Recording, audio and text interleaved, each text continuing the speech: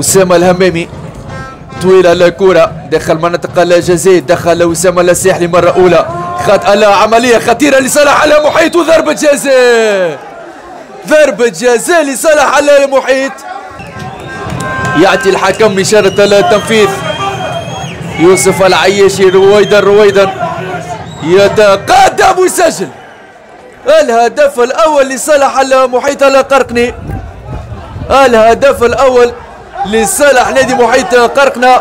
وهذه أمامنا الإعادة بالصور البطيئة لهدف نادي محيط قرقنة.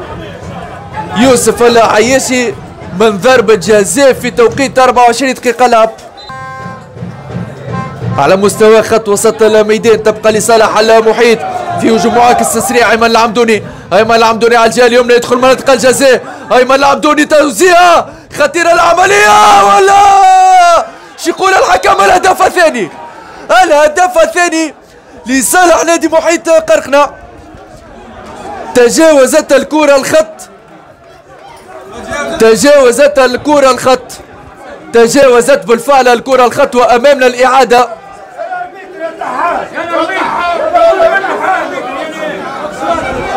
على كل الحكم يقر بشرعية الهدف. هيثم تاج ينفذ على مستوى القائمة الأول والهدف الأول لصالح الهلال، الهدف الأول لصالح هلال الشاب عن طريق ياسين المجدي في توقيت 63 دقيقة لعب يذلل الفرق لصالح الهلال. الهدف الأول إذا لصالح الهلال عن طريق ياسين المجدي في توقيت 63 دقيقة لعب برأسية ممتازة، تنفيذ كرة وركنية محكم من جانب فهمي الرحالي على مستوى القائمة الأول.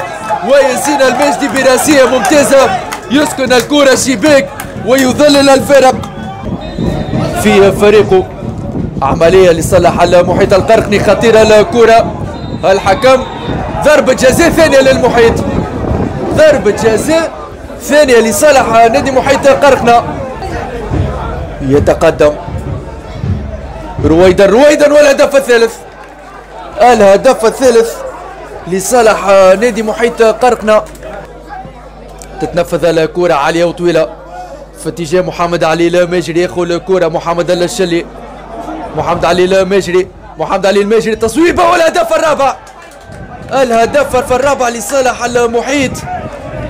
محمد علي المجري في توقيت 81 دقيقة لعب بلمسة ممتازة يغالط الحارس علي القلعي ويضيف الهدف الرابع.